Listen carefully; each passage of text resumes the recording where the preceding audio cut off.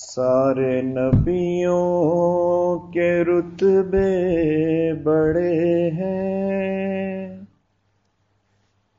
سارے نبیوں کے رتبے بڑے ہیں، میرے آقا کا منصب جدا ہے۔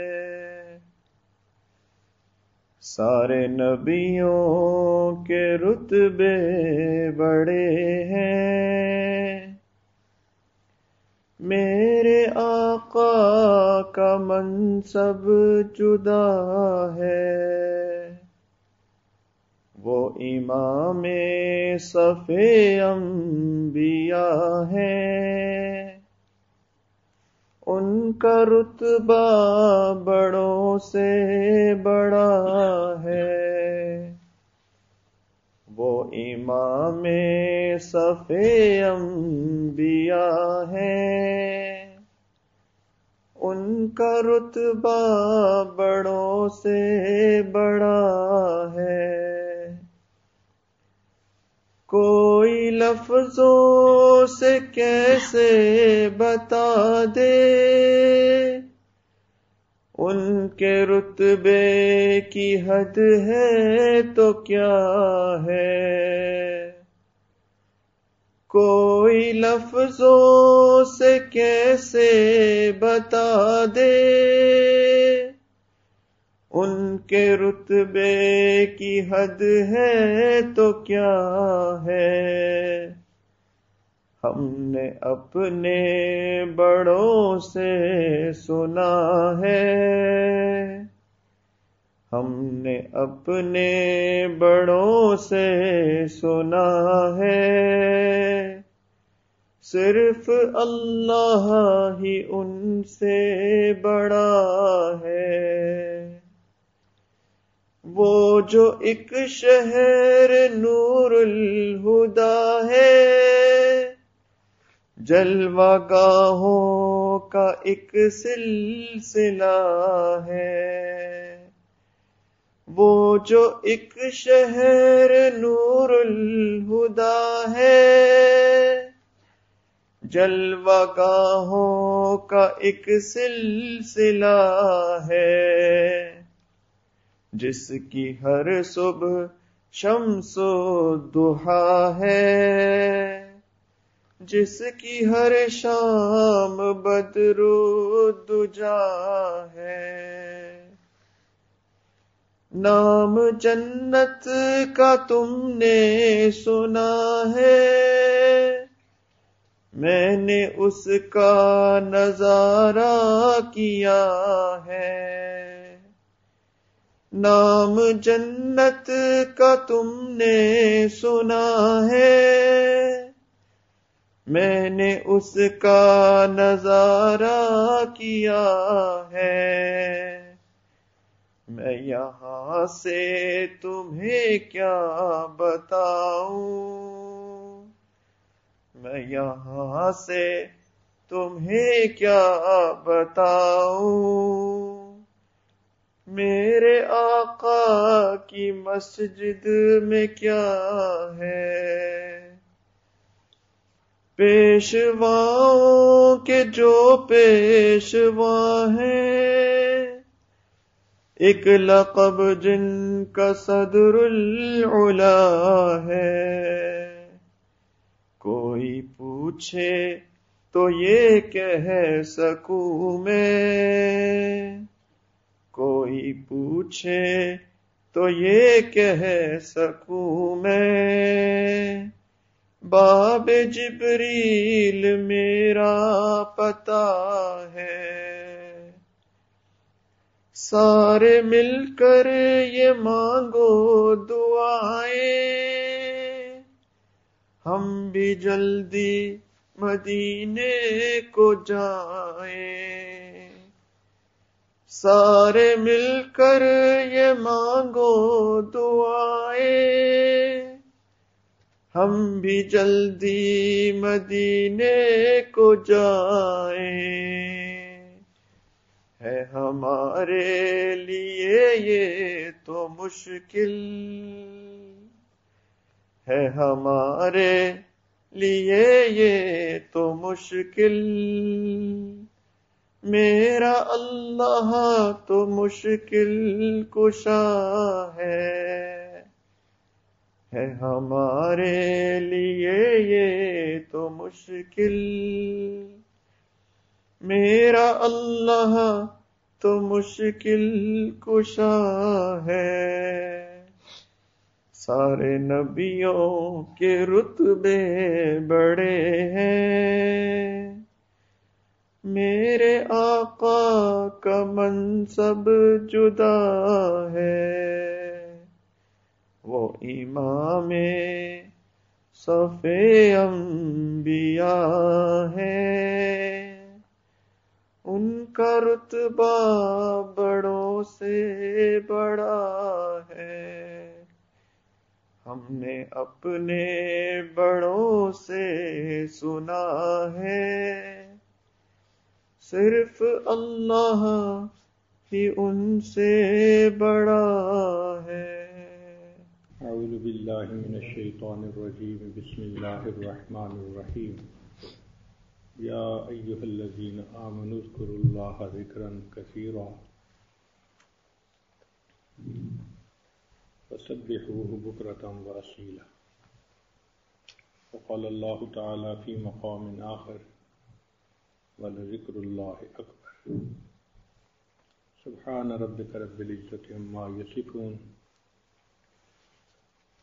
وسلام علی المرسلین والحمد للہ رب العالمین۔ اللہم صلی علی سیدنا محمد وعلی آل سیدنا محمد وبارک وسلم۔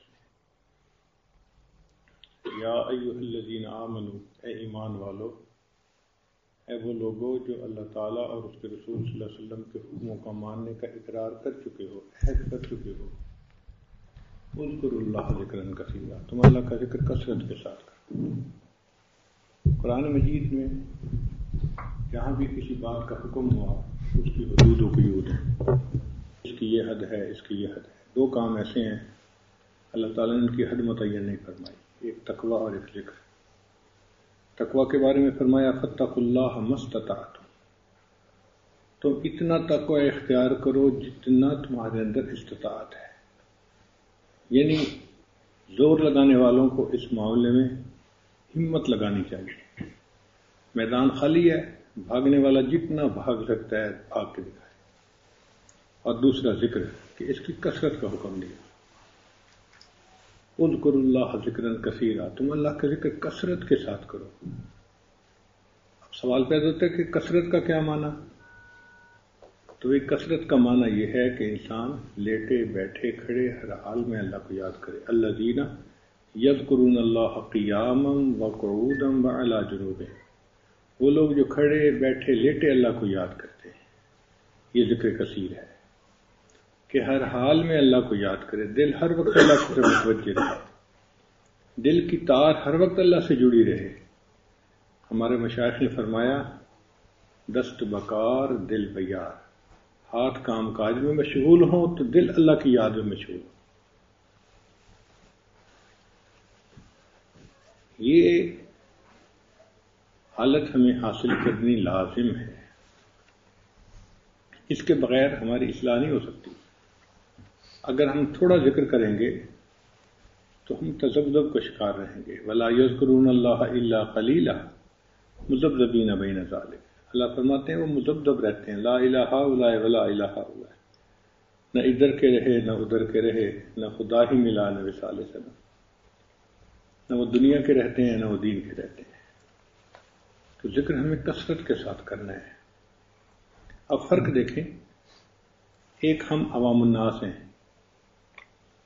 جن کی غفلت کی یہ انتہا ہے کہ نماز میں کھڑے ہوتے ہیں، توجہ کو مرکوز کرنا چاہتے ہیں اور توجہ مرکوز نہیں ہوتی، پھر دل غافل ہو جاتا ہے۔ قیام میں کہتے ہیں کہ کوئی خیال نہ آئے، پھر آتا ہے رکوع میں سجود میں۔ 2 رکعت ایسی پڑھنی مشکل کہ جو بغیر کسی نفسانی خیال کے ہو، 2 رکعت ایسی پڑھنی مشکل۔ ایک صاحب بتانے لگے کہ میں نے ایک رات عہد کیا کہ آج رمضان کی 27 رات ہے، میں نے 2 رکعت تو ایسی پڑھنی ہے کہ جس میں اللہ کے سوا کوئی اور یاد نہ آئے. کہنے لگا بڑی کوشش کرتا تھا، کوئی نہ کوئی خیال، کوئی نہ کوئی، کبھی کاروبار کا، کبھی گھر کا، کبھی بچوں کا. مردوں کو عام طور پہ شہوانی خیال ستاتے ہیں اور عورتوں کو نمود و نمائش، بننے سنورنے کے، کپڑے جوتی کے خیال، بچوں کے خیال ستاتے ہیں. خیال آتا ہے. اس لیے بزنس مین بیچارہ سارا دن دکان کے اندر، جب رات ہوتی ہے تو دکان اس کے اندر، لیٹے ہوئے بھی سوچ رہا ہے، بیٹھے ہوئے بھی سوچ رہا ہے، کھڑے ہوئے بھی سوچ رہا ہے دکان کے بارے میں، کاروبار کے بارے میں. تو بغیر خیال کے 2 رکعت پڑھنا یہ ایک مسئلہ ہے.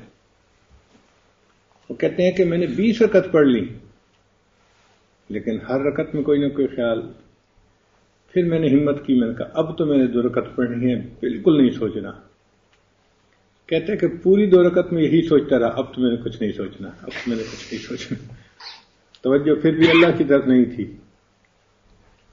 تو اس میں شک نہیں کہ نماز 2 رکعت ایسی پڑھ لینا کہ جو بغیر کسی دنیا کے خیال کے ہو، یہ ہر آدمی کے بس کی بات نہیں ہے. جس کا دل بنا ہوتا ہے، سمرا ہوتا ہے، دل اللہ کی محبت سے بھرا ہوتا ہے، اللہ کی یاد غالب ہوتی ہے، وہ ایسی نماز پڑھ سکتا ہے.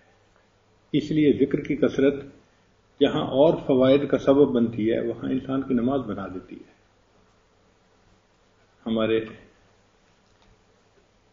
اکابرین میں حضرت سید احمد شہید رحمۃ اللہ علیہ، ان کے پاس شاہ اسماعیل شہید رحمۃ اللہ علیہ بیعت ہونے کے لیے آئے تو انہوں نے کہا کہ حضرت مجھے اولیاء جیسی نماز پڑھنا سکھا دیجیے. یعنی گویا بیعت کا مقصد ہی یہی ہے کہ انسان کا دل اتنا سنور جائے کہ اولیاء جیسی نماز پڑھنی اس کو نصیب ہو جائے. ہمیں تو یہ بھی پتہ نہیں کہ یہ بھی کوئی مقصد ہے اس کا. سیکھنے والے سیکھتے ہیں اور اللہ تعالیٰ ان کو یہ نعمت عطا فرما دیتے ہیں. ہمارے اکابرین نماز ایسی پڑھتے تھے کہ سبحان اللہ، جب اللہ اکبر کہتے تھے تو وہ تکبیر پھیر دیتے تھے دنیا کے اوپر، بالکل دنیا سے ہٹ جاتے تھے، جیسے بندہ کسی دوسرے پلینٹ پہ چلا جاتا ہے، ان کی یہ کیفیت ہو جاتی تھی. حضرت شیخ الحدیث رحمۃ اللہ نے فضائل نماز میں اس کے بہت سارے واقعات لکھے ہیں کہ اکابر کو نماز میں کتنی محویت نصیب تھی. ایک بزرگ سے کسی نے پوچھا کہ حضرت آپ کو دنیا کا خیال آتا ہے نماز میں؟ کہنے لگے نہ نماز میں آتا ہے نہ نماز کے بغیر آتا ہے. دل اللہ کی محبت سے بھرا ہوتا ہے نا، تو پھر انسان کو دنیا کا خیال نہیں آتا. پھر اللہ ہی کی دھیان دل میں رہتا ہے، اللہ ہی کی سوچ دل میں رہتی ہے. پھر جب نماز شروع ہوتی ہے تو وہ آرام کے ساتھ ایک نئے فیز میں داخل ہو جاتے ہیں. ان کو دنیا یاد ہی نہیں آتی، اللہ ہی اللہ آتا ہے. اس لیے کہ نماز میں ہمیں دیدار الہی کی مشق کا حکم دیا گیا. دیدار تو ہوگا جنت میں، وعدہ جنت میں ہے، لیکن اس کی مثال یوں سمجھیں کہ شادی ہونی ہوتی ہے جس نوجوان کی، وہ شادی سے پہلے تصور میں کئی دفعہ دلہا بن کے اپنے آپ کو دیکھتا ہے، تصور کی آنکھ میں. اسی طرح اللہ نے فرمایا کہ بھئی ٹھیک ہے، تمہیں دیدار تو جنت میں حاصل ہوگا، لیکن دنیا میں اس دیدار کا تصور تو کرو نا. دن میں 5 مرتبہ تصور کرو، ان تعبد اللہ کأنک تراہ، تم اللہ کی عبادت ایسے کرو جیسے اس کو دیکھتے ہو. تو جب محبوب کو کوئی بندہ دیکھ رہا ہو تو وہ تو حضوری کی کیفیت ہوتی ہے، اس میں پھر ادھر ادھر کا خیال تھوڑا آتا ہے، خیال ہی نہیں آتا کسی کا. تو نماز ایسی ہونی چاہیے. یہ نماز ہمیں ملے گی کثرت ذکر سے. اچھا، ایک نقطہ یہاں اور بھی آج میں بتاتا چلوں کہ آخر ہم کوشش کرتے ہیں کہ ایسی نماز ملتی کیوں نہیں. اس کی ایک مثال سمجھیں.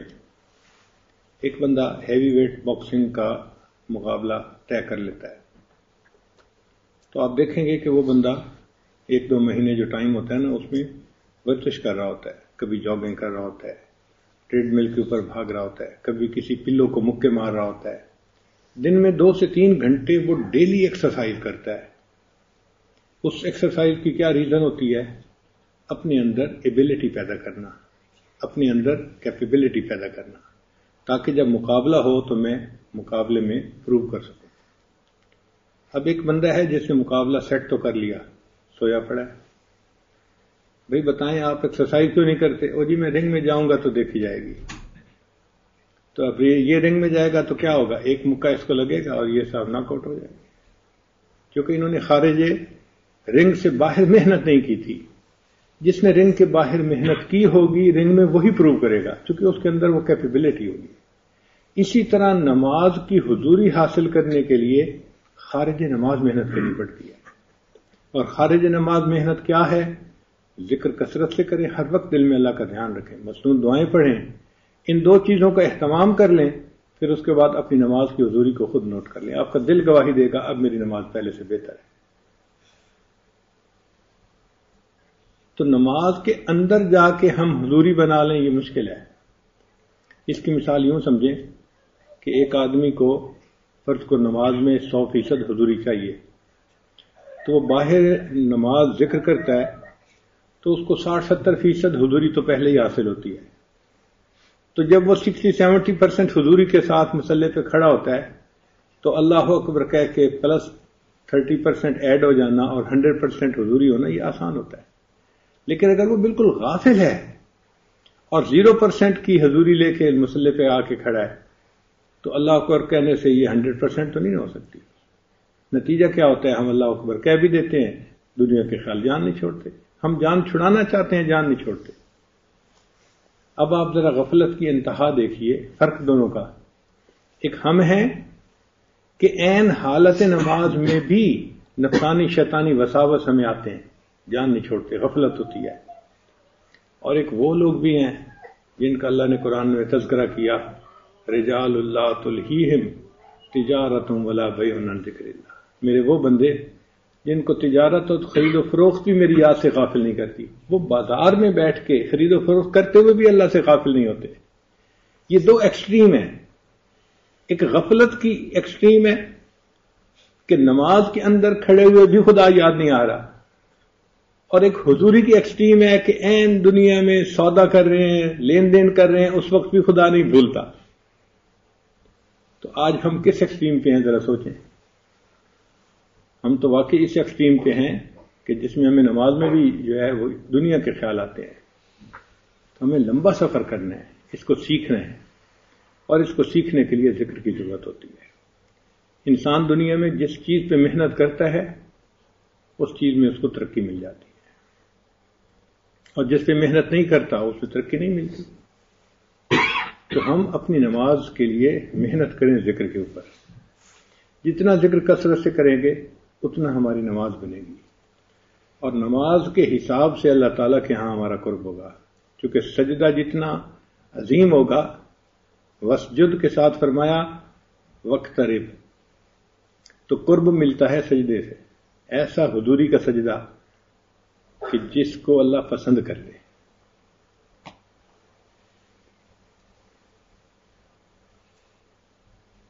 اور ایک سجدہ کریں عالم مدہوشی میں، سبحان اللہ، ہمیں بھی کوئی اللہ ایسا سجدہ دے دیتے کہ جو اللہ کو پسند آ جاتا، مگر اس کے لیے محنت کرنی پڑتی ہے۔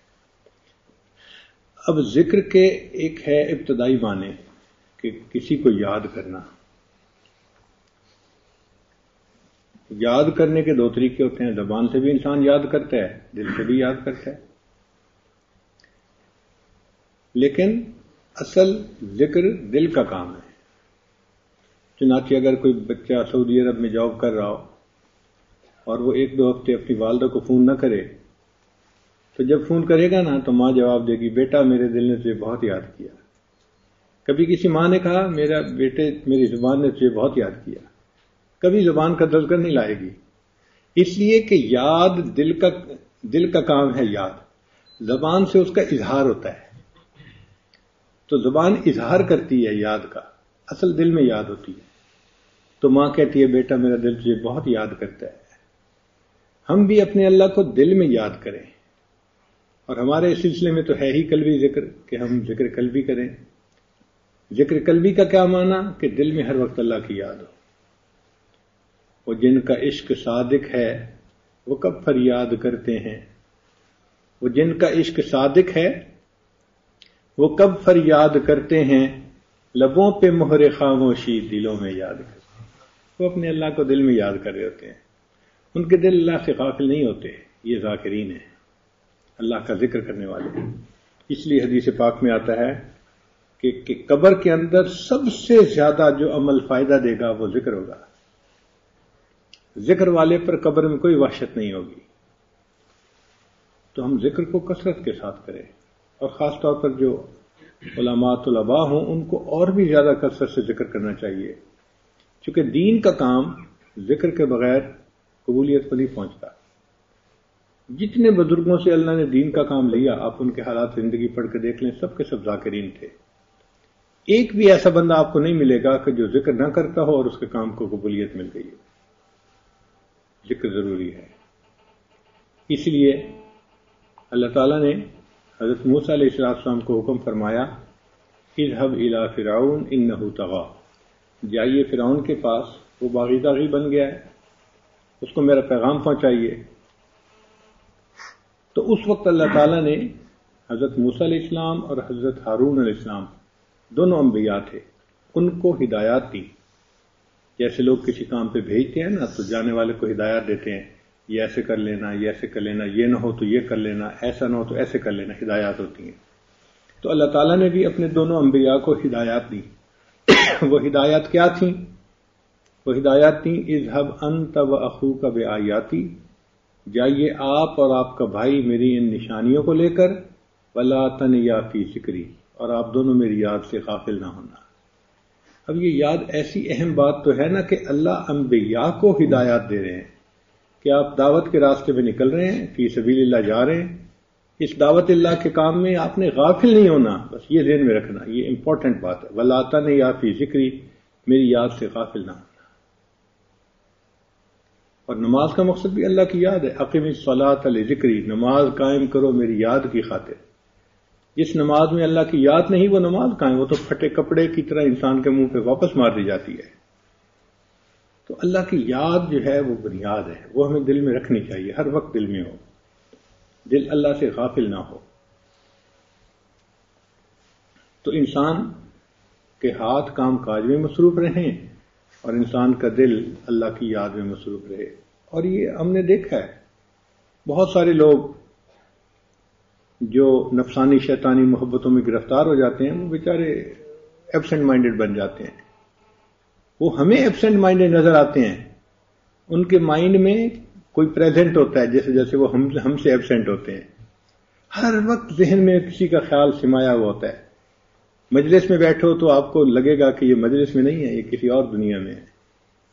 کھانا بھی کھائیں گے تو الگ بیٹھ کے کھائیں گے، رہنا بھی چاہیں گے تو الگ کمرے میں بیٹھنا پسند کریں گے. تنہائی پسند ہوتی ہے تاکہ محبوب کے خیال میں ہی رہیں.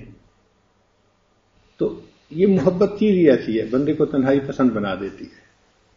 چنانچہ اللہ کے حبیب صلی اللہ علیہ وسلم جب 40 سال کی عمر کو پہنچے تو آپ صلی اللہ علیہ وسلم کے دل میں اللہ کی محبت ایسی تھی، ثم حبب الیہ الخلا، بخاری شریف کے الفاظ ہیں. پھر ان کو تنہائی پسند ہو گئی. تو نبی علیہ السلام ایک ہفتہ کے لیے غار حرا میں تشریف لے جاتے تھے اور وہاں دن رات اللہ کی یاد میں مصروف رہتے تھے. آپ نے کبھی غور کیا کہ اس وقت تو قرآن نہیں اترا تھا، اس وقت تو نماز کا حکم نہیں آیا تھا، اس وقت تو احکام شریعت نہیں آئے تھے، تو کون سی عبادت تھی جو غار حرا میں کرتے تھے؟ ہمارے مشائخ نے کہا کہ وہ اللہ کا ذکر کرتے تھے، اللہ کی یاد کرتے تھے، تفکر کرتے تھے. تذکر پہلا درجہ ہے، پھر اس سے اونچا تفکر ہوتا ہے. تو مخلوقہ اللہ کی تخلیق میں غور خوض کرنا، اللہ کی عظمت جس سے کھلے، اس کو تفکر کہتے ہیں، اور یہ تذکر سے اونچی بات ہے. اس لیے اللہ تعالیٰ فرماتے ہیں کہ الذین یذکرون اللہ قیاما وقعودا وعلی جنوبہم ویتفکرون فی خلق السماوات والارض. دیکھو ذکر کا تذکرہ پہلے اور تفکر کا تذکرہ بعد میں، وہ اونچا درجہ ہے. تو اللہ کے حبیب صلی اللہ علیہ وسلم ایک ہفتہ کے لیے وہاں پر اللہ کی یاد میں بیٹھے. کیا ہماری زندگی میں ایسا ہے وقت کہ ہم بھی اللہ کی یاد میں ایسے بیٹھیں؟ ہماری زندگی میں تو 5 منٹ میں مشکل ہوتے ہیں. جس سے پوچھو کہ بھی آپ معمولات کرتے ہیں؟ حضرت ٹائم نہیں ملتا. مراقبہ کرتے ہیں؟ ہاں جی 5 منٹ کرتا ہوں. واہ بھائی واہ. مجنوں سے کوئی پوچھے لیلا کو یاد کرتے ہو؟ جی میں 5 منٹ یاد کرتا ہوں. ایسا پاسبل ہے؟ مجنوں ہی کیسا. جس کے دل میں محبت ہوتی ہے اس کو اللہ کی یاد کے سوا کام ہی کیا ہوتا ہے؟ تیری یادوں کے سوا دنیا میں رکھا کیا ہے؟ اللہ تیری یاد کے سوا دنیا میں اور ہے کیا؟ آپ ہی کی یاد ہی تو ہے جو زندگی گزرنے کا سبب بن رہی ہے ہمارے لیے. تو اللہ کا ذکر ہم کثرت سے کریں. اور یہ صرف یہ نہیں کہ مصلی پہ بیٹھ ہی کے کرنا ہوتا ہے. جتنا ٹائم مصلی پہ بیٹھ کے ملے وہ بیٹھ کے کریں، باقی چلتے پھرتے لیٹے بیٹھے. دل کی توجہ اللہ کی طرف رکھنی ہے. اس میں نہ کوئی مرد بہانہ کر سکتا ہے نہ عورت کر سکتی ہے، نہ کوئی صحت مند کر سکتا ہے نہ بیمار کر سکتا ہے. بھائی بیمار بھی ہے تو کچھ دل میں سوچ رہا ہے نا، تو اللہ کے بارے میں سوچو، اللہ کے بارے میں دھیان کرو. اس میں ہاتھ تو ہلانا نہیں پڑتا، حتیٰ کہ زبان بھی نہیں ہلانی پڑتی، صرف دل میں دھیان رکھنا پڑتا ہے. تو اس میں کوئی چیز رکاوٹ ہی نہیں. اس کا کوئی عذر ہی نہیں ہے دنیا میں کہ کوئی بندہ کہے جی میں تو یاد نہیں کر سکتا، یہ عذر ہے. عذر ہے ہی نہیں کوئی. نہ بیماری عذر ہے، نہ مصروفیت عذر ہے، نہ انسان کہے کہ جی میں تو مرد ہوں میں کر سکتا ہوں عورت نہیں کر سکتی. نہیں، جینڈر کا ڈفرینس بھی کوئی عذر نہیں ہے. بس دل میں اللہ کو بسا لیں. اللہ یہی چاہتے ہیں. یہی فرق ہے نفسانی محبتوں میں اور یہ روحانی محبت میں. نفسانی محبت جن لوگوں کے درمیان ہوتی ہے وہ چاہتے ہیں کہ محبوب کا جسم ہمارے پاس ہو، دل چاہے جہاں مرضی ہو، ہمیں اس سے کیا فرق پڑتا ہے؟ جسم تو ہمارے ہاتھ میں ہے نا، ہم نے تو جسم سے انجوائے کرنا ہے. تو نفسانی محبتوں میں چاہتے ہیں کہ جسم ہمارے پاس ہو، دل جہاں مرضی ہو.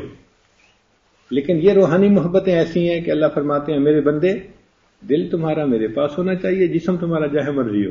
تم مسجد میں ہو میں پھر بھی راضی، تم بازار میں ہو میں پھر بھی راضی، تم جہاں بھی جا رہے ہو میں ہر حال میں راضی ہوں اگر دل تمہارا میرے ساتھ اٹکا ہوا ہے. اللہ تعالیٰ دل چاہتے ہیں بندے.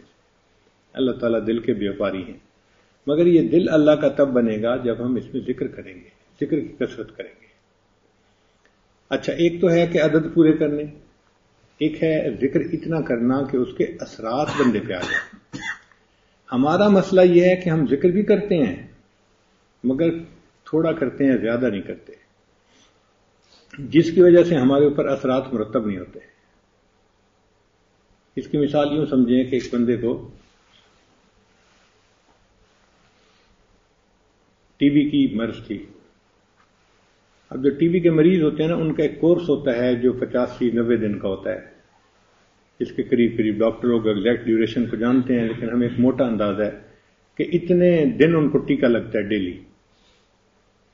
اور اس میں ڈاکٹر کہتے ہیں کہ اگر ایک دن ناغا ہو جائے تو پھر نئے سرے سے پھر کورس ریپیٹ ہوتا ہے. یہ نہیں کہ ایک دن ناغا ہو گیا تو چلو کوئی بات نہیں، ناغا ہونا ہی نہیں چاہیے، کنٹینیوس اتنے دن ٹیکے لگیں گے تب ٹی بی کی مرض دور ہوگی. اب ایک بندہ ٹی بی کے ٹیکے لگواتا ہے کتنے 50، کہتا ہے جی میری تو مرضی دور نہیں ہوئی. ڈاکٹر کہیں گے جناب آپ نے علاج تو کروایا، پورا نہیں کروایا. پورا کرواتے تو اثر مرتب ہوتا نا. آپ کو تو اتنے دن لازم یہ ٹیکہ لگوانا پڑے گا. چنانچہ ہاسپٹل جو ٹی بی کے ہوتے ہیں ان میں اسپیشلی لوگوں کو 2 مہینے کے لیے فلاں دنوں کے لیے وہ رکھتے ہیں اور اتنے دن ان کو ڈیلی ٹیکہ لگتا ہے. ان کا ریکارڈ بنتا ہے. جب ڈاکٹر ریکارڈ چیک کرتا ہے پھر کہتے ہیں اب اس کا ٹیسٹ کروائیں تو وہ نیگیٹو آ جاتا ہے. تو اس کا مطلب یہ کہ دوائی میں بسا اوقات ایک معیار ہوتا ہے، جب تک اس معیار پہ دوائی نہ لی جائے وہ فائدہ نہیں دیتی. اچھا، آپ کو بخار ہوا، ڈاکٹر نے کہا جناب آپ آگمنٹن لے لیں صبح شام 1 گرام والی 1000 mg. کتنے دن؟ 5 دن. آپ کہتے ہیں اچھا جی 10 گولیاں کھانی ہیں، چلو میں 1 گولی روز کھا لیتا ہوں. اب آپ 1 گولی روز کھا رہے ہیں اور 10 گولیاں کھا لیتے ہیں، بخار نہیں اترتا. ڈاکٹر صاحب میں نے تو آپ سے نسخہ لکھوایا تھا اور میں نے 10 گولیاں کھائیں. ڈاکٹر صاحب کہیں گے جی آپ نے مقدار پوری نہیں کی، آپ کو ایک دن میں 2 دفعہ کھانی چاہیے تھی.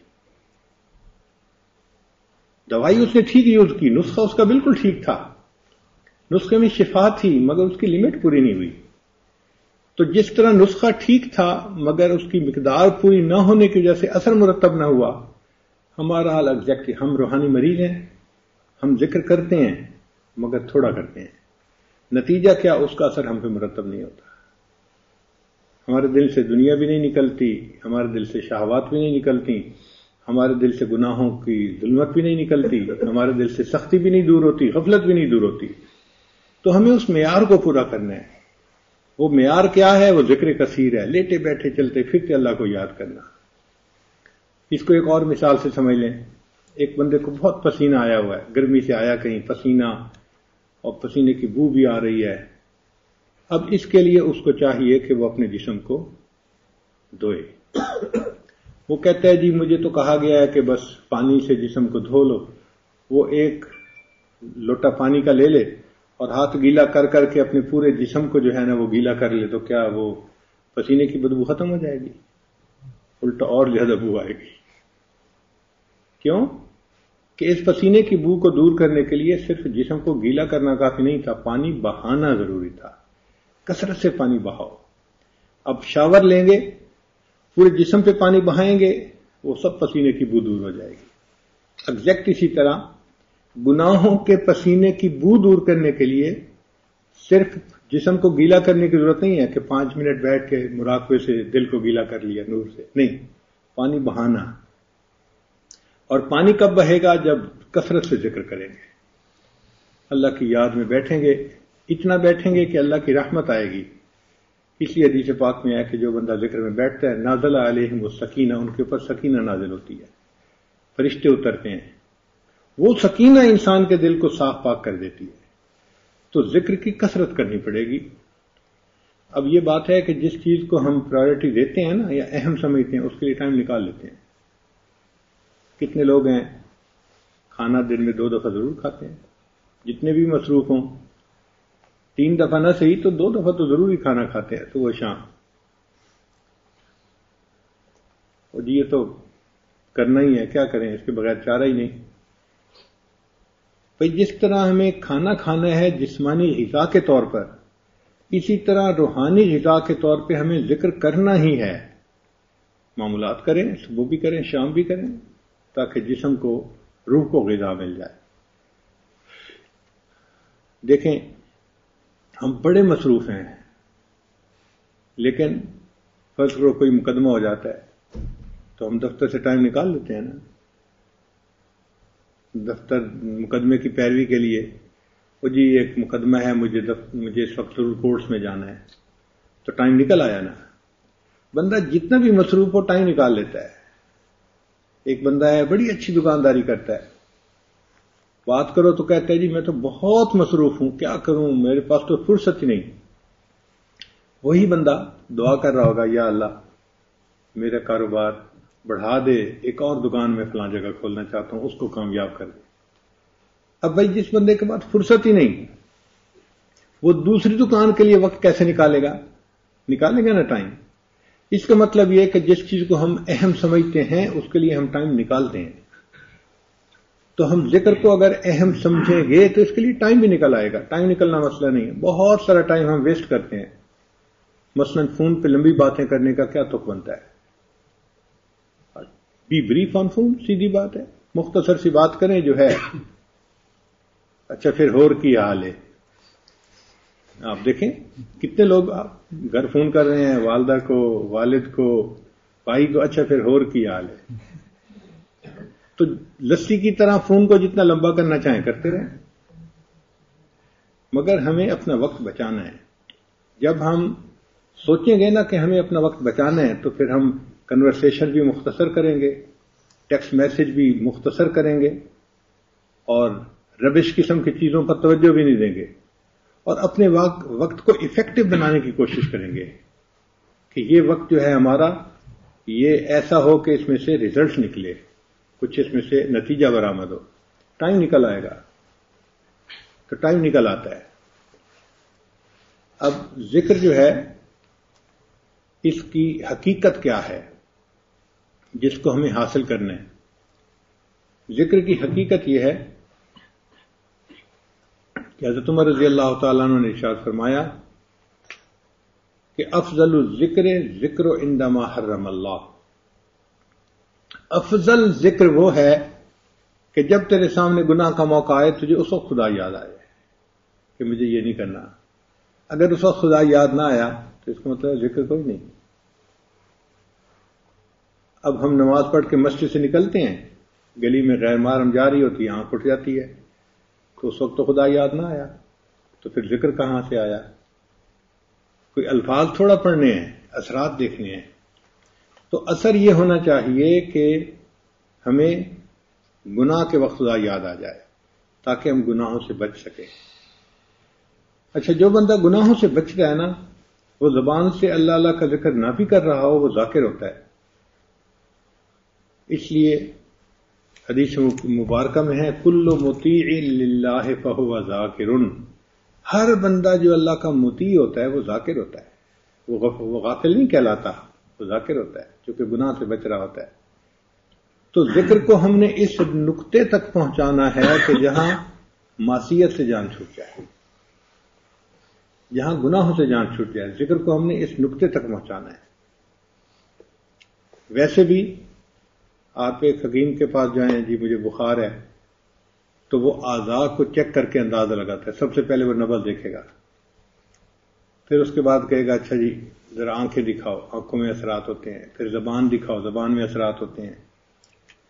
تو وہ ان اعضاء کو دیکھ کے اندازہ لگا لیتا ہے، ہاں اس کو بخار ہے اور تیز بخار ہے، یا اس کو بیماری ہے تو کون سی بیماری ہے۔ اسی طرح ہم لوگ ذکر صحیح کر رہے ہیں یا نہیں، اس کے بھی سمٹمز ہیں۔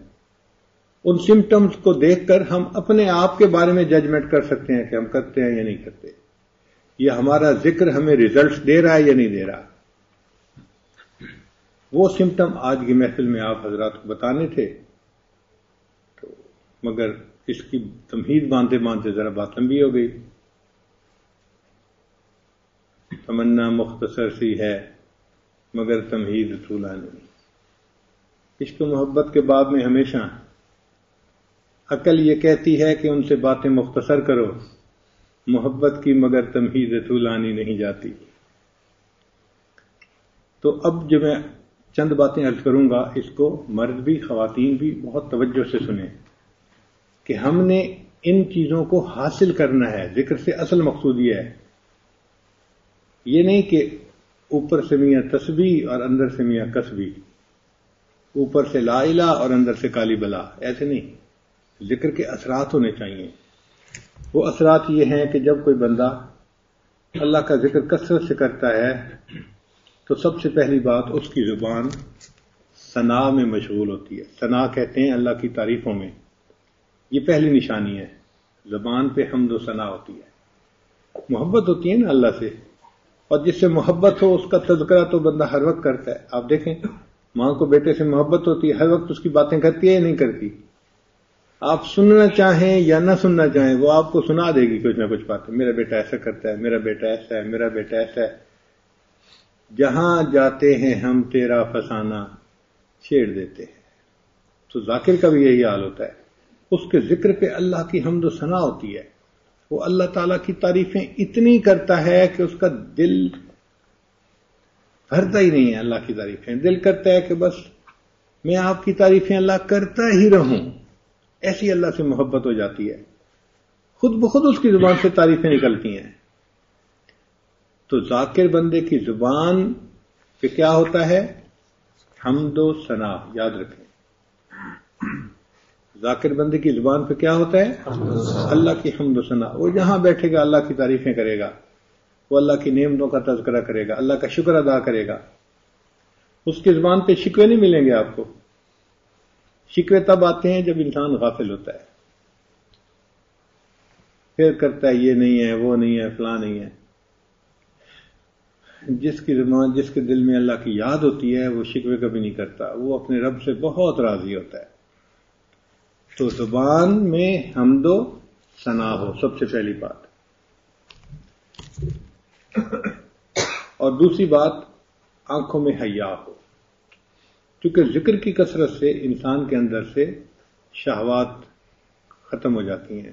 ختم ہونے سے مراد یہ کہ دائرہ شریعت کے اندر آ جاتی ہے، ہوس نکل جاتی ہے۔ اب دیکھیں ایک بندہ شادی شدہ ہے، بھئی آپ کی ضرورت پوری کرنے کے لیے الحمدللہ گھر میں بیوی موجود ہے، اب وہ کیوں غیر محرم کو دیکھ رہا ہے؟ اس کا تعلق ہوس سے ہے، ہوس نہیں نکلی۔ ہوس بڑی مصیبت ہے، تو یہ ہوس نکلنی چاہیے۔ کئی لوگ ہیں کھانا کھا کے پیٹ تو بھر جاتا ہے، آنکھیں نہیں بھرتی. وہ بقول شاعر کے کہ گو ہاتھ میں جنبش نہیں آنکھوں میں تو دم ہے. گو ہاتھ میں جنبش نہیں یعنی اتنی پی کہ اب ہاتھ ہلتے ہی نہیں ہے. گو ہاتھ میں جنبش نہیں آنکھوں میں تو دم ہے، رہنے دو بھی ساغر و مینا میرے آگے. کہ ساغر و مینا تو پڑے میں دیکھتا تو رہوں. تو ہوس کی کوئی حد نہیں. شریعت کہتی ہے تم ہوس کو ختم کرو. ضرورت پوری ہو سکتی ہے، ہوس کبھی پوری نہیں ہو سکتی. ہوس کا کیا ہے؟ اس لیے جب ہوس ختم ہو جاتی ہے پھر انسان کی نظر پاک ہو جاتی ہے، پھر آنکھوں میں حیا آ جاتی ہے. تو زبان پہ اللہ کی حمد و ثنا ہو اور انسان کی آنکھوں میں حیا. چنانچہ سیدہ صدیقہ رضی اللہ عنہا فرماتی ہیں کہ نبی صلی اللہ علیہ وسلم کی مبارک آنکھوں میں اتنی حیا میں نے دیکھی کہ مدینے کی کنواری لڑکیوں میں نے ایسی حیا کبھی نہیں دیکھی تھی. جو حیا مجھے مدینے کی کنواری لڑکیوں میں نظر نہ آئی وہ حیا مجھے اپنے محبوب صلی اللہ علیہ وسلم کی آنکھوں میں نظر آتی تھی. اتنی حیا والی آنکھیں تھی. اور نبی علیہ السلام نے فرمایا اذا فاتک الحیا اعمل ما شئت، جب حیا تو اس سے رخصت ہو جائے تو پھر جو چاہے مرضی کر. تو یہ حیا ایک نعمت ہے، اللہ سے مانگیں کہ اللہ یہ عطا فرما دے. نبی صاحب نے فرمایا کہ حیا میں خیر ہی خیر ہے. الحیا شعبۃ من الایمان، حیا ایمان کا ایک شعبہ ہے، نبی صاحب نے فرمایا. تو دین اسلام میں حیا کو بڑا مقام ملا.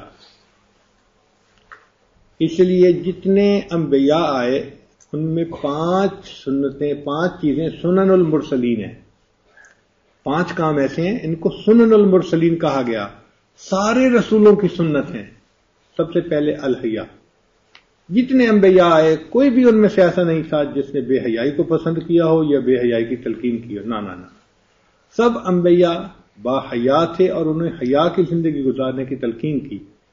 والتعطر، اور سب مرسلین جو تھے انہوں نے عطر کو پسند کیا، خوشبو کو پسند کیا، خوشبو کا استعمال.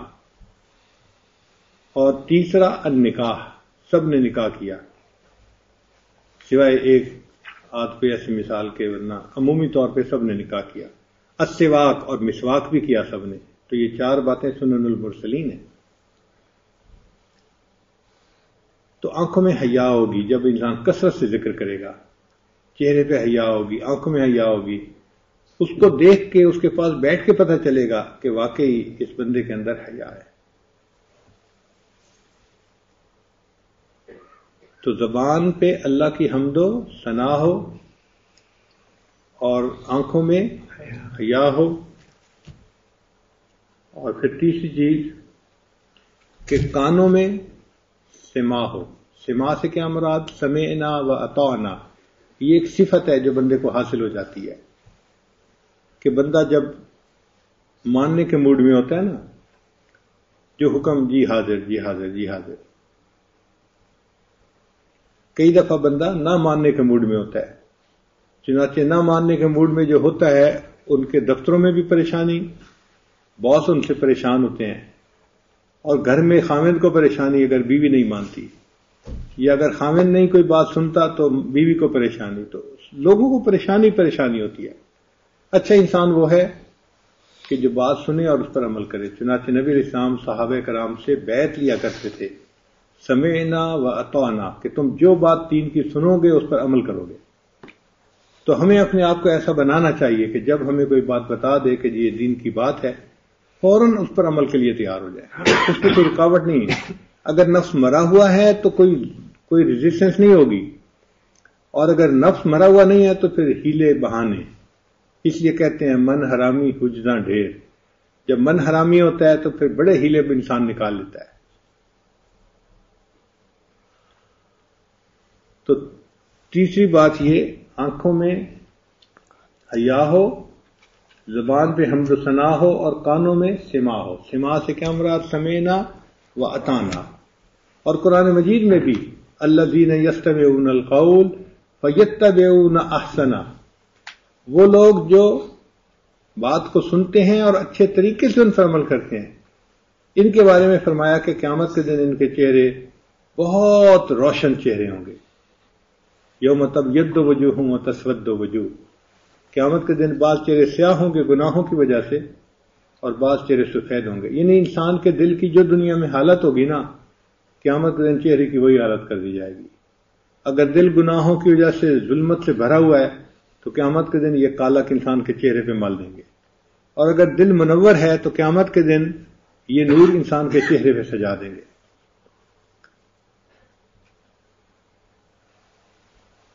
اور اللہ تعالیٰ جس میں خیر دیکھتے ہیں نا، پھر اس کو یہ نعمت عطا فرماتے ہیں. چنانچہ قرآن پاک میں اللہ فرماتے ہیں وَلَوْ عَلِمَ اللَّهُ فِيهِمْ خَيْرٌ لَأَسْمَعَهُمْ، اگر اللہ ان کے اندر خیر دیکھتا، ان کو سننے کی توفیق دیتا تو سنتے ہی نہیں ہے. کتنے لوگ ہیں سنتے ہیں مگر ایک کان سے سن کے دوسرے سے نکال دیتے ہیں، وہ سنتے ہی نہیں. بالکل ہمارے حضرت مشیر عالم رحمۃ اللہ علیہ بیان میں فرمایا کرتے تھے مجمع کو، وہ سن رہے ہو تم نہیں سن رہے، ایسے کہتے تم نہیں سن رہے. اور واقعی انسان سن کے نکال دیتا ہے کان سے، عمل کی توفیق نہیں ہوتی. تو کان پہ بات پڑے خیر کی اور اس کو انسان سنے. اور ہم نے تو یہ دیکھا کہ بعض لوگ اپنی بات کو نہیں سنتے، ان کی زبان سے الٹے سیدھے کلمے نکل جاتے ہیں، حتیٰ کہ بعض لوگوں کو دیکھا گالیاں نکالتے ہیں. کہو بھئی آپ نے گالی کیوں دی؟ میں نے تو نہیں بتائی. ہمیں ایک مرتبہ اس کا تجربہ ہوا، ایک صاحب تھے، انہوں نے بات چیت میں کوئی اس قسم کا ننگا لفظ استعمال کیا تو میں نے انہیں ٹوکا. میں نے کہا دیکھو بھئی آپ ذرا پڑھے لکھے آدمی ہیں، اچھے انسان ہیں، تو آپ ایسی فوش بات تو نہ کریں. کہنے لگا میں نے تو نہیں کی. اب سارے جو باقی لوگ تھے وہ حیران کہ ابھی تو اس نے بات کی ہے اور ابھی کہہ رہا ہے، ڈینائی کر رہا ہے کہ میں نے تو نہیں کی. تو پھر میں نے باقیوں کو سمجھایا کہ یہ اس کا قصور نہیں، اصل میں اس کے منہ سے جو الفاظ نکلتے ہیں اس کے اپنے کان نہیں سنتے. اب ذرا ایک بات اور غور کرنا کہ جب کسی بندے کی زبان سے نکلے ہوئے الفاظ اس کے اپنے کان نہیں سنتے جو اتنا قریب ہیں، تو وہ کان کہاں سنیں گے جو اتنا دور بیٹھے ہوئے ہیں؟ اس کا مطلب یہ کہ پھر پہلے اپنے کان سننے نا بندے کے، پھر اس کا اثر دوسروں پہ ہوگا.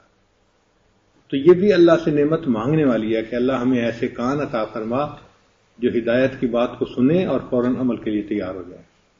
تو 3 باتیں بتائیں، زبان اللہ کی حمد و ثنا سے، آنکھیں حیا سے، اور کان سماع سے. اور چوتھی بات فرمائی کہ ہاتھ عطا سے. ایسے بندے کے ہاتھ جو ہیں وہ عطا سے منور ہوتے ہیں، یعنی ان کو دینے کا شوق ہوتا ہے.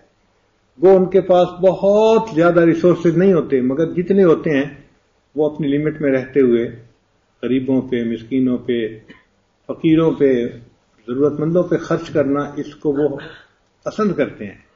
چنانچہ وہ خوب خرچ کرتے ہیں. ان کے ہاتھ کو اللہ نے عطا کی نعمت دی ہوتی ہے. دیکھیں ایک ہوتا ہے مال زیادہ ہونا، یہ ایک الگ چیز ہے. ایک ہوتا ہے دل میں سخاوت کا ہونا، یہ الگ چیز ہے. یہ 2 الگ الگ نعمتیں ہیں. بعض لوگوں کو اللہ مال بھی دیتا ہے اور سخاوت بھی دیتا ہے، پھر وہ دونوں ہاتھوں سے اللہ کے راستے میں لٹاتے ہیں. بعض لوگوں کو مال دیتا ہے مگر عطا نہیں دیتا، وہ بیچارے بس بیٹھ کے بینک بیلنس ہی دیکھتے رہتے ہیں. آج میرا بینک بیلنس اتنا ہو گیا، آج اتنا ہو گیا، آج اتنا ہو گیا. ان کو توفیق نہیں ہوتی، خیر کے کاموں میں خرچ کرنے کی توفیق نہیں ہوتی. اور بعض ایسے ہوتے ہیں کہ جو ہوتے غریب ہیں لیکن سخاوت ہوتی ہے، وہ تھوڑا بھی دیتے ہیں نا اس پر اجر ان کو زیادہ ملتا ہے. چنانچہ اگر وہ ایک خشک کھجور بھی اللہ کے راستے میں دے دیتے ہیں تو امیر لوگوں کے سونا چاندی خرچ کرنے سے ان کو اس کا زیادہ اجر دیا جاتا ہے.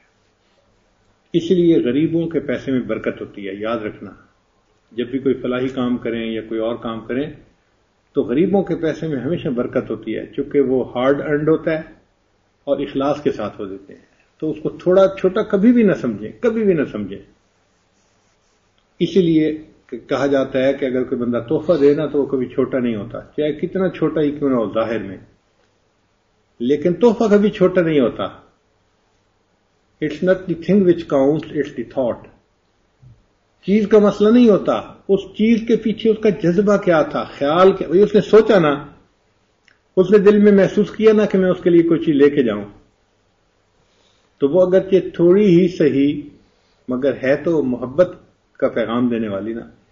اس لیے اگر کوئی خوش کھجور بھی کسی کو ہدیے میں دے تو اس کو خوشی سے قبول کرے. ہدیے کو کبھی چھوٹا نہ سمجھے انسان. ایک بزرگ تھے، وہ کسی اور اللہ والے کی زیارت کے لیے جانے لگے تو انہوں نے سوچا کہ میں کچھ ہدیہ لے جاؤں، چونکہ ہدیے سے محبت بڑھتی ہے. تہادو تہابو، نبی صاحب نے فرمایا ہدیہ دیا کرو، اس سے محبت بڑھتی ہے. اب ان کے گھر میں کوئی چیز ہی نہیں تھی جو وہ ہدیہ دے سکتے، تو ان کے گھر میں لکڑیاں پڑی تھیں چولہے میں جلانے والی. وہ لکڑیوں کا گٹھڑی انہوں نے اٹھا لیا چھوٹا سا کہ چلو میں یہ گٹھڑی ان کو ہدیے کے طور پہ پیش کر دوں گا. اب لکڑیوں کا گٹھڑ ہدیہ، سبحان اللہ. وہ لے کے گئے. اب ان کے دل میں اتنی عظمت تھی ان کی کہ جب یہ لے کے گئے تو یہ کہنے لگے نہیں، یہ لکڑیوں کا گٹھڑا ہے، میں اسے ہاتھوں میں نہیں اٹھاؤں گا، میں اسے سر پہ رکھ کے لے کے جاؤں گا، میں ایک اللہ والے کے پاس جا رہا ہوں. عظمت اتنی تھی تو وہ لکڑیوں کا گٹھڑا جو تھا وہ سر پہ رکھا اور لے کے وہاں تشریف لے گئے. حضرت میں آپ کے لیے ہدیہ لایا ہوں. اور وہ اتنے قدردان تھے کہ انہوں نے اس کو لیا اور اپنے خادم کو کہا کہ یہ لکڑیوں کا گٹھڑا سنبھال کے رکھ لینا، جب میں مروں تو میرے غسل کے لیے جو پانی گرم کیا جائے گا وہ ان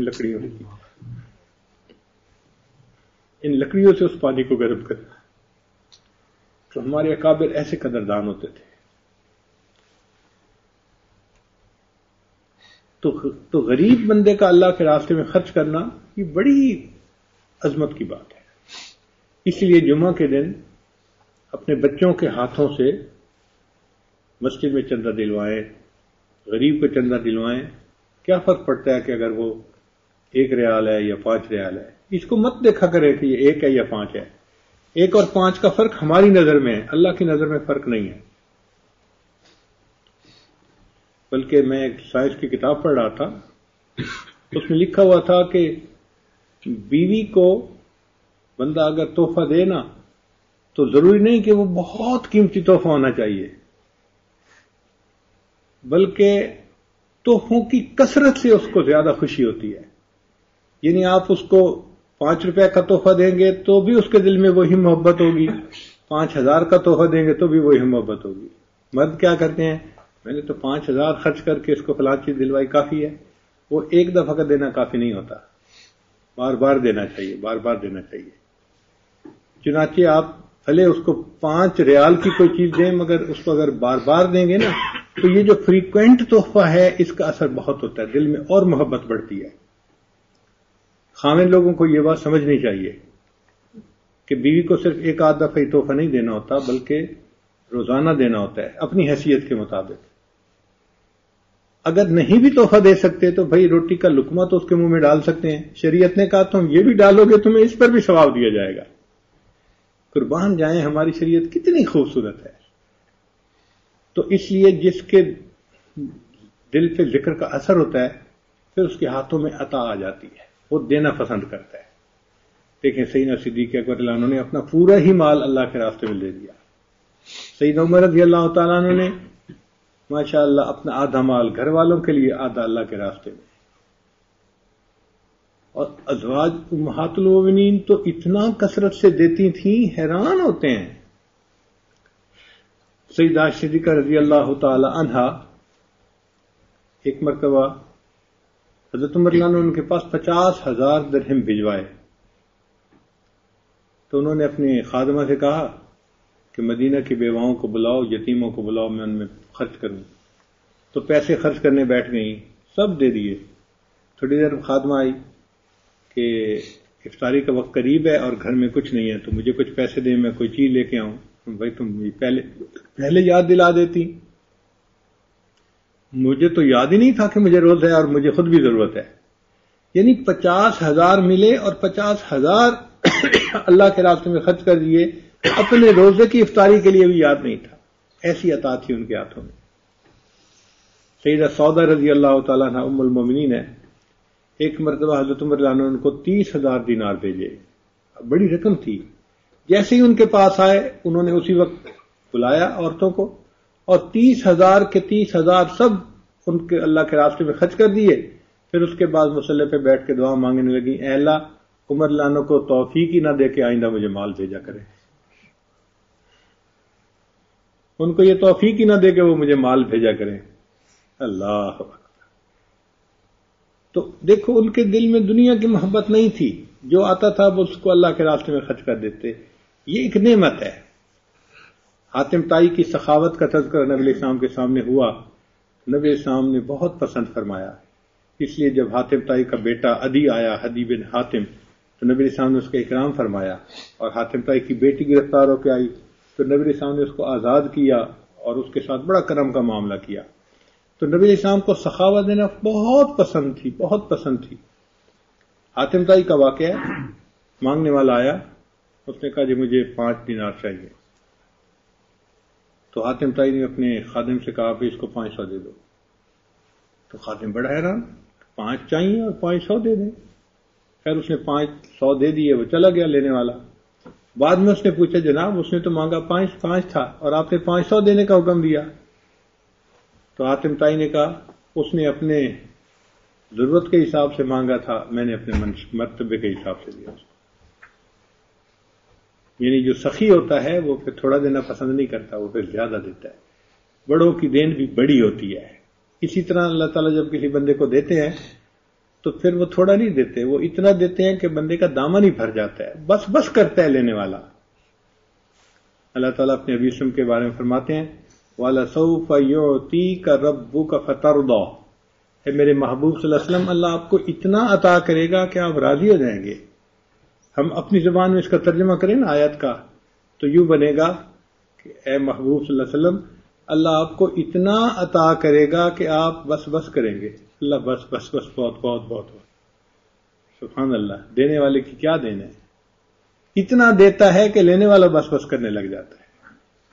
تو جو بندہ کثرت سے ذکر کرتا ہے اس کی ایک پہچان اس کی زبان پہ اللہ کی حمد و ثنا ہوتی ہے، دوسری پہچان اس کی آنکھوں میں حیا ہوتی ہے، تیسری پہچان کہ اس کے کانوں میں سماع ہوتا ہے، سنتا ہے عمل کرتا ہے، اور چوتھی پہچان کہ اس کے ہاتھوں میں عطا ہوتی ہے، اور پانچویں نشانی کہ اس کے قلب میں خوف اور رجا ہوتا ہے۔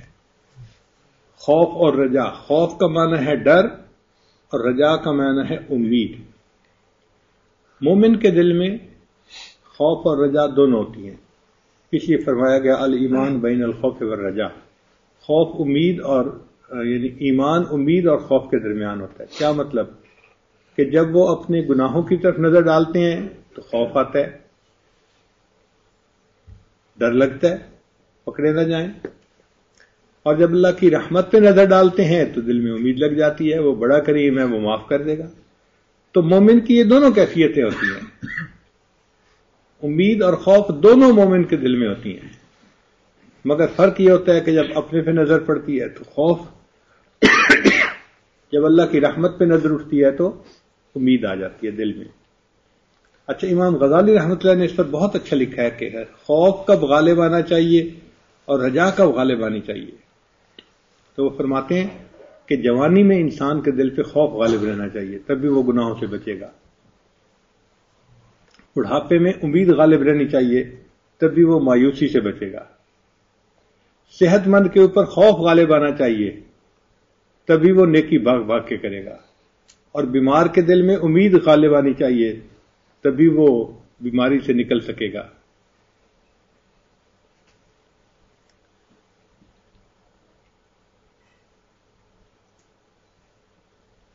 ہمارے اکابرین کے دلوں میں امید بھی تھی، خوف بھی تھا، دونوں تھے۔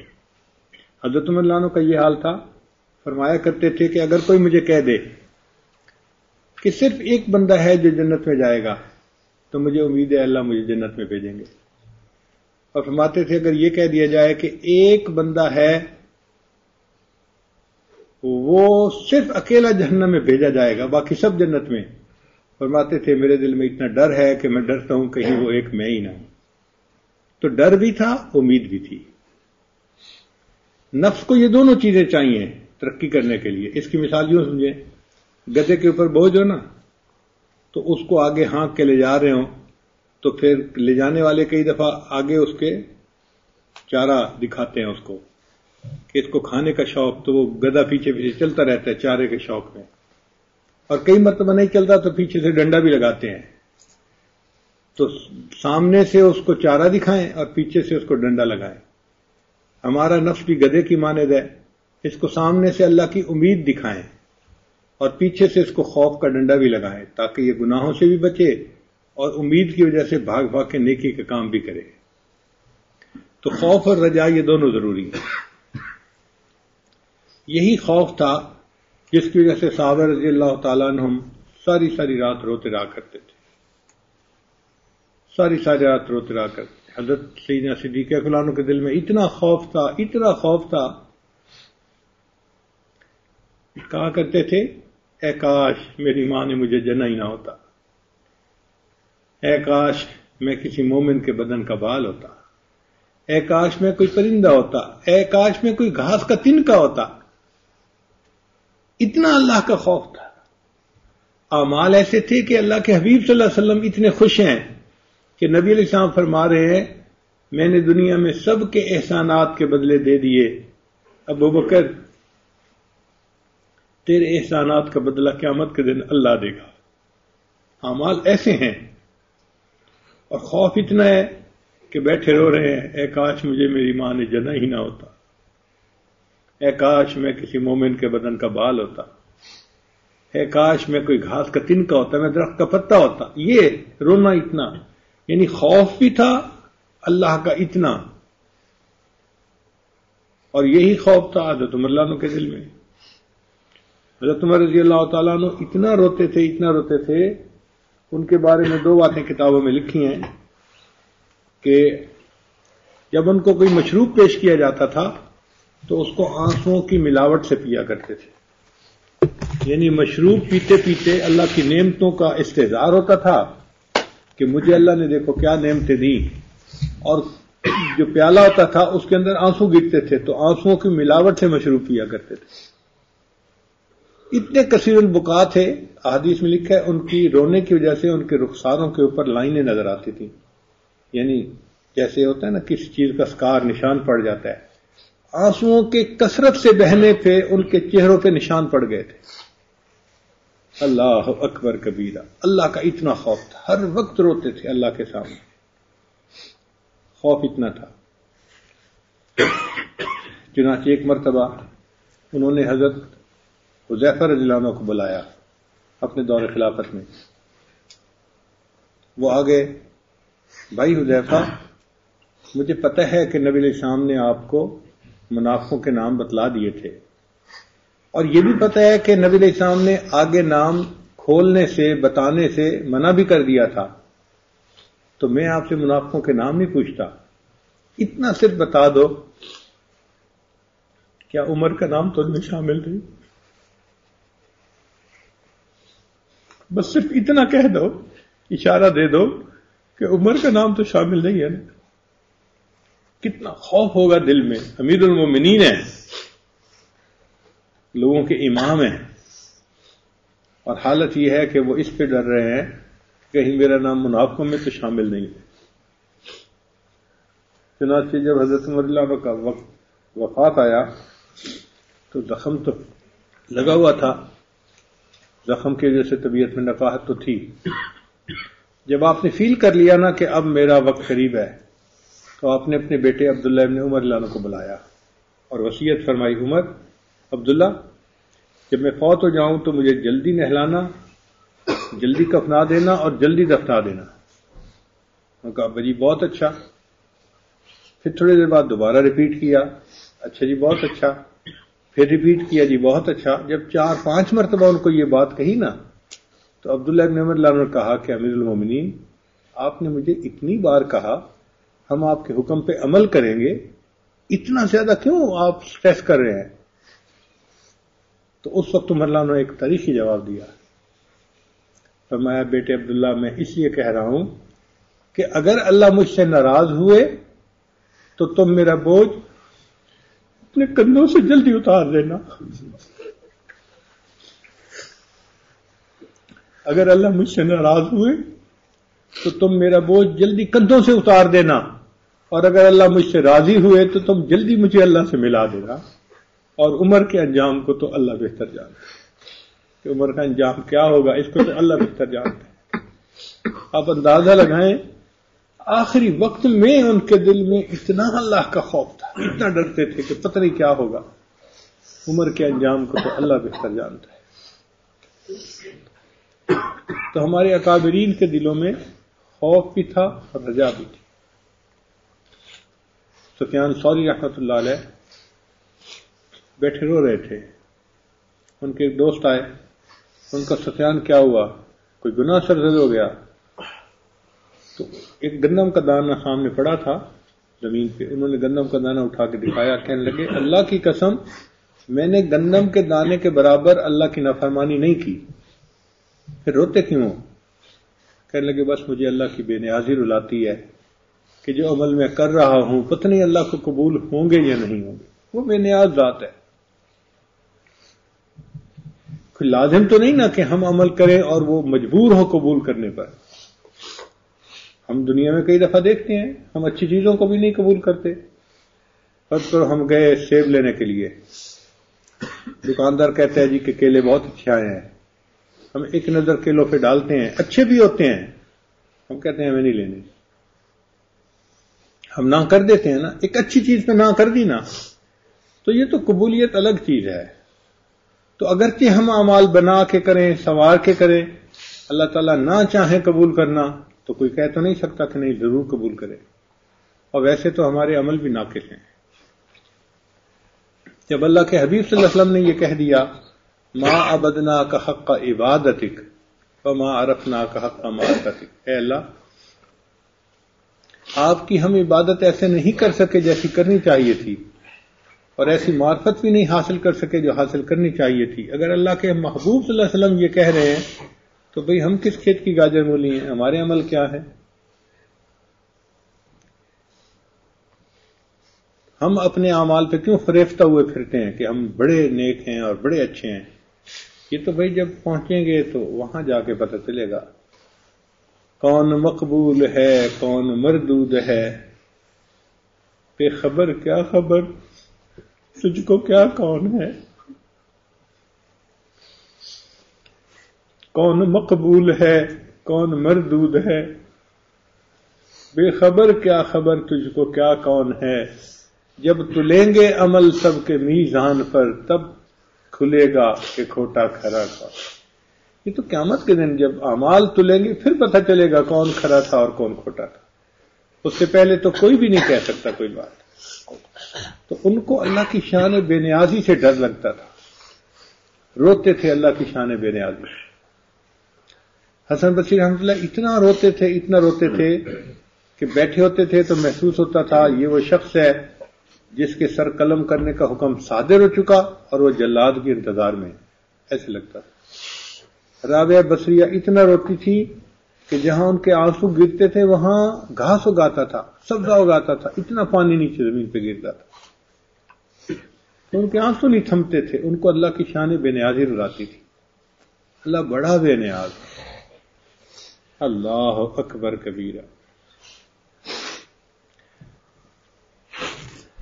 تو جس بندے نے ذکر کثرت سے کیا ہو اس کے جو نتائج ہیں، اثرات ہیں، ان میں پہلا اثر کہ اس کی زبان پہ اللہ کی حمد و ثنا رہتی ہے، ان کی آنکھوں میں حیا ہوتی ہے، ان کے کانوں میں سماع ہوتا ہے، اور ان کے ہاتھوں میں عطا ہوتی ہے، اور ان کے دل میں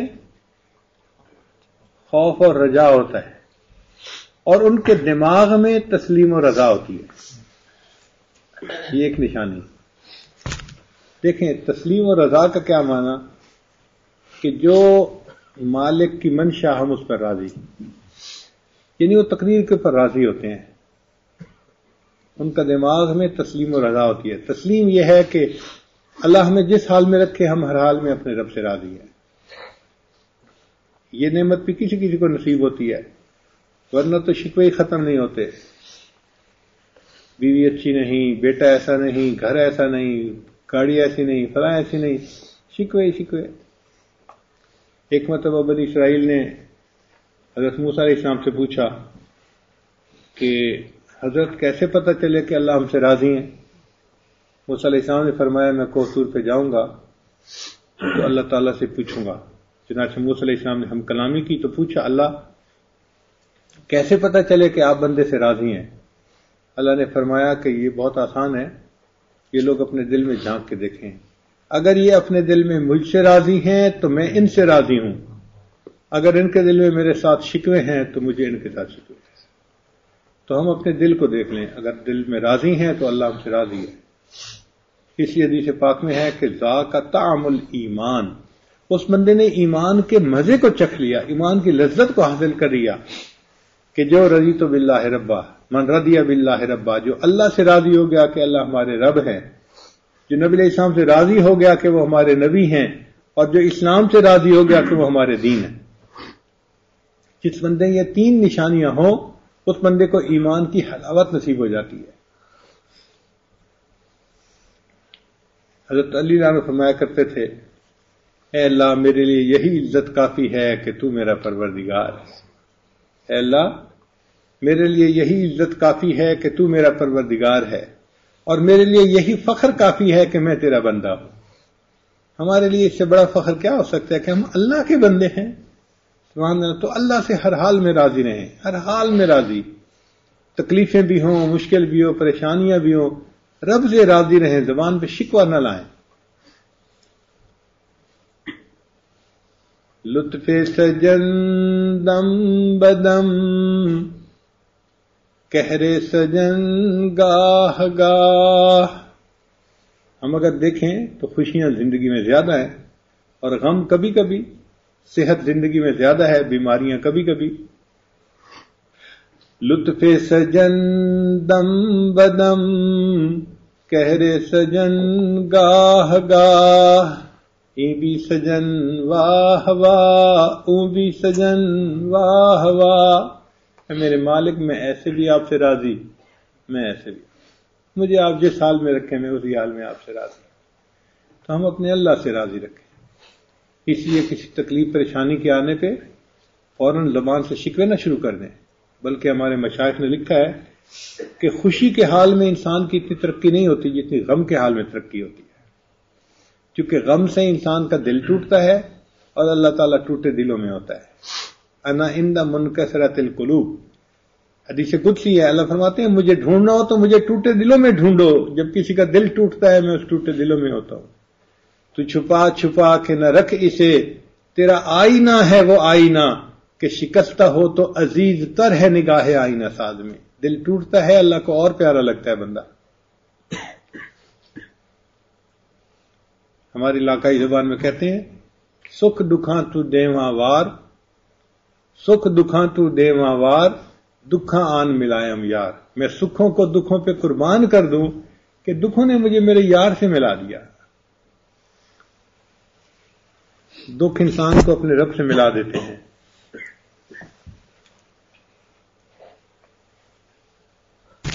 اور جن کے دل میں محبت ہوتی ہے تو محبوب کے غم تو وہ خوشی سے برداشت کرتے ہیں۔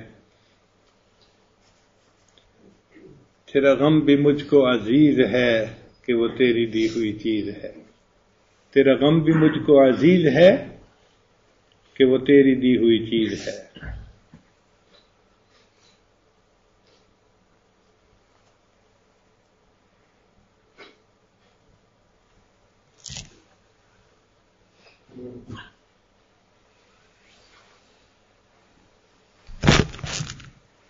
تیرے عشق نے مجھے غم دیا، میرے غم کی عمر دراز ہو، تیرے عشق نے مجھے غم دیا، میرے غم کی عمر دراز ہو، وہ مقام آئے خدا کرے، میرے عشق پہ تجھے ناز ہو۔ بندے کا ایک مقام ایسا بھی آتا ہے اللہ فرشتوں میں بیٹھ کے اس کا تذکرہ کرتے ہیں۔ حدیث مبارکہ میں ہے اللہ بندے کا نام لے کے کہتے ہیں دیکھا اس کو، دیکھا یہ میرا بندہ تھکا ہوا تھا، سارے سو گئے سفر والے، یہ تہجد پڑھنے کے لیے مصلی پہ آ گیا، فرشتوں میں تذکرہ کرتے ہیں دیکھو یہ میرا بندہ، کتنی خوبصورت دل لبھانے والی بیوی پاس تھی، یہ تہجد میں کھڑا ہو گیا، میری محبت نے اس کو کھڑا کیا، تو حدیث سے ثابت ہوتا ہے کہ بعض اعمال ایسے ہیں کہ جن کے کرنے پر اللہ اس بندے کا تذکرہ فرشتوں میں کرتے ہیں. فرشتوں کو دکھانا تھا بشر ایسے بھی ہوتے ہیں، فرشتوں کو دکھانا تھا بشر ایسے بھی ہوتے ہیں. تو اللہ کرے کہ ہمارے اوپر ذکر کے اثرات ہوں اور ہم نیکوکاری میں آگے بڑھیں، اللہ کی یاد اپنائیں، اور سر کے بالوں سے لے کے پاؤں کے ناخنوں تک ذکر کے اثرات ہمارے اندر رچ بس جائیں، تاکہ ہم اللہ کو اچھے لگیں، اللہ کو پسند آ جائیں. موت سے پہلے پہلے اللہ ہمیں وہ مقام دے دے کہ اللہ ہمیں ایک مرتبہ محبت کی نظر سے دیکھ لے، ایک مرتبہ.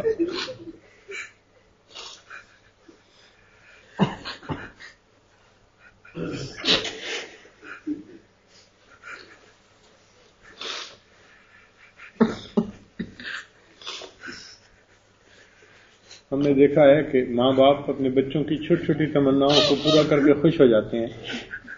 ہم بھی اللہ کے سامنے ایک چھوٹی سی تمنا کا اظہار کرتے ہیں کہ اے اللہ بس ایک تمنا ہے، اسے پوری کر دینا کہ جب موت کا وقت آئے پہلے راضی ہونا، پھر ہمیں موت دے دینا. اللہ پہلے راضی ہونا، پھر ہمیں موت عطا کر دینا.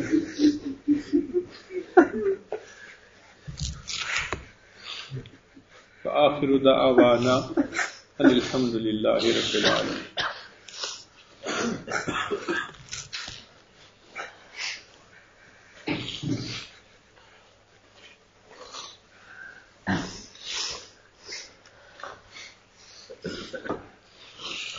دعا سے پہلے توبہ کے کلمات پڑھائے جائیں گے.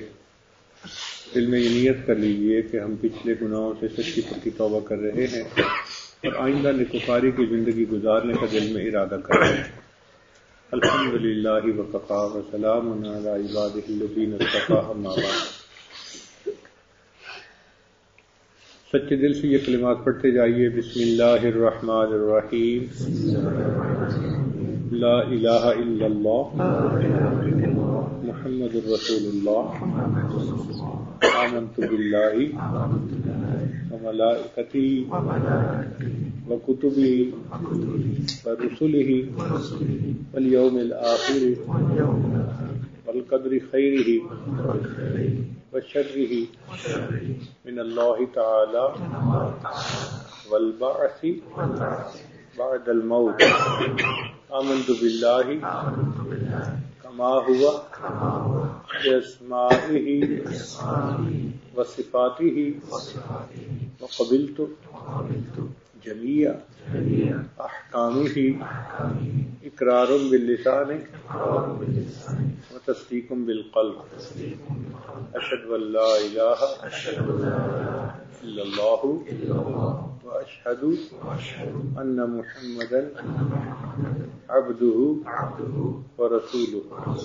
استغفر اللہ ربی من کل ذنب واتوب الیہ برحمتک یا ارحم الراحمین. چند معمولات ہیں، ان کو اگر آپ باقاعدگی سے کریں گے اللہ تعالیٰ دل کو منور کریں گے. پہلا کام 100 مرتبہ استغفار پڑھنا صبح شام. استغفر اللہ ربی من کل ذنب واتوب الیہ. دوسرا ہے 100 مرتبہ درود شریف پڑھنا. اللہم صلی علی سیدنا محمد وعلی آل سیدنا محمد وبارک وسلم.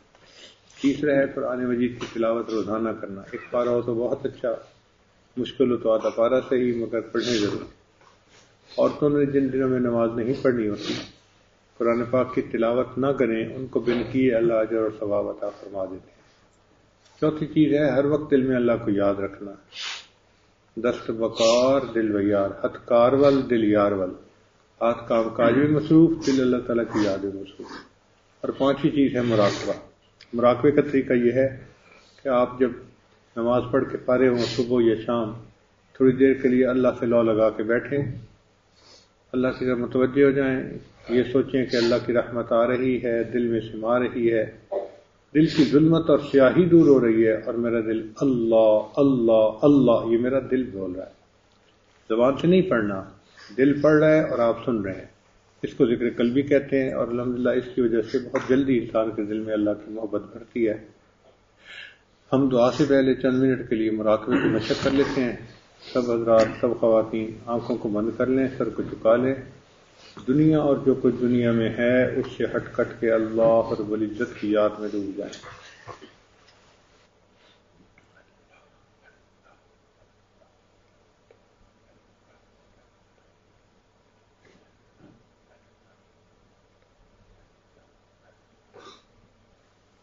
دل مغموم کو مسرور کر دے،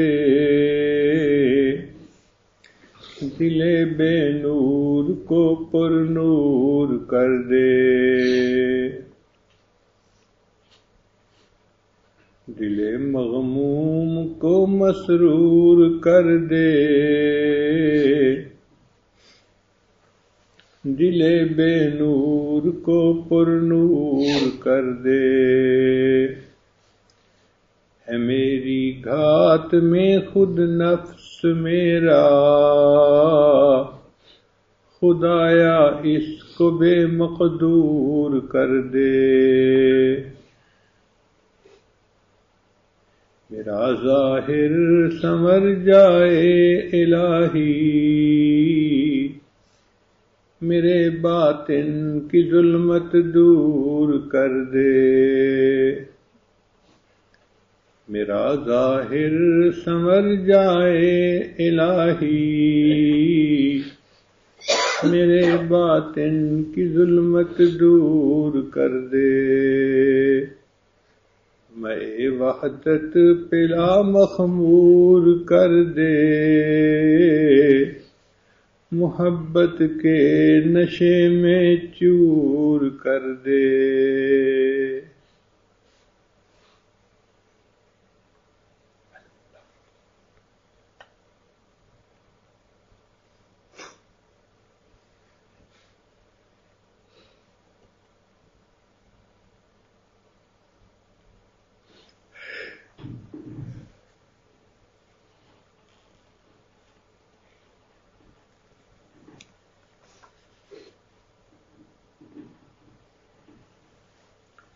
لا الہ الا اللہ محمد الرسول اللہ۔ دعا کر لیجیے، سبحان ربی العلی والوہاب، اللہم صلی علی سیدنا محمد وعلی آل سیدنا محمد وبارک وسلم۔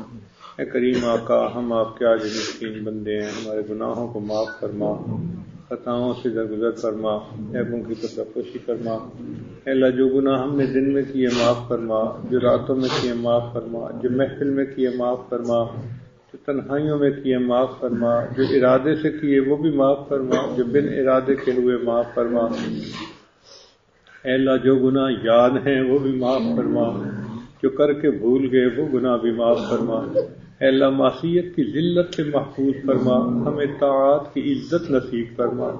میرے مولا، ہم آپ کی نافرمانی نہیں کرنا چاہتے، ہمارا نفس امارہ ہے اور شیطان بدبخت پیچھے لگا ہے۔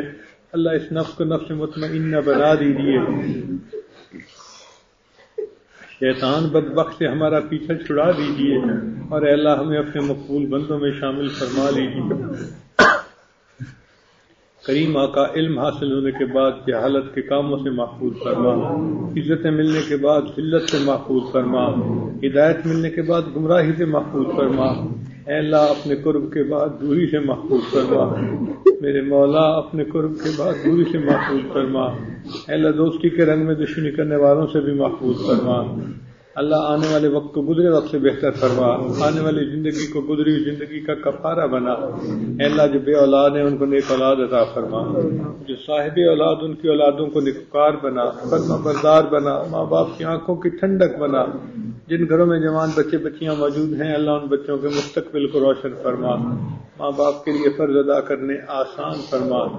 اے رب کریم، رحمت کا معاملہ فرما، جتنے مرد ہیں یا عورتیں، اللہ سب کے دل کی نیک مرادوں کو پورا فرما۔ اے اللہ، اس ادارے کو دن دگنی رات چوگنی ترقی نصیب فرما۔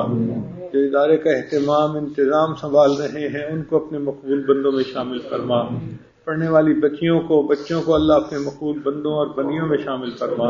پڑھانے والی معلمات، پڑھانے والے معلمین کو اپنے مقبول بندوں میں شامل فرما۔ اے اللہ، اس علم کو ہمارے لیے اپنے قرب کا ذریعہ بنا، اپنی معرفت کے حصول کا ذریعہ بنا۔ کریم آقا ہمیں اخلاق محمدی صلی اللہ علیہ وسلم کا نمونہ نصیب فرما۔ اے اللہ ہمارے اندر سے روحانی بیماریوں کو دور فرما۔ میرے مولا ہمیں نماز کی حضوری نصیب فرما، سجدے کا سرور نصیب فرما، قرآن پاک پڑھنے کا لطف نصیب فرما، رات کے آخری مناجات پہر کے مناجات کی لذت نصیب فرما۔ اے رب کریم ہم عاجز مسکینوں کے اٹھے ہاتھوں کو قبول فرما۔ اللہ آپ نے فرمایا وَأَمَّا السَّائِلَ فَلَا تَنْهَرْ، سوالی کو انکار نہ کرو۔ جب ہم کمزوروں کو حکم ہے ہم سوالی کو انکار نہ کریں، اے مالک ہم بھی تو آپ کے در کے سوالی ہیں۔ اے کریم آقا آپ بھی انکار نہ فرمائیے، اللہ ہمیں اپنے در سے خالی نہ اٹھا دیجیے۔ میرے مولا ہم پر رحمت کی نظر فرما، ہمیں اپنی بارگاہ میں قبولیت نصیب فرما۔ رب کریم جو مسائل کا شکار ہیں ان کے مسائل کو حل فرما، مصیبتوں میں پھنسے ہیں ان کی مصیبتوں کو دور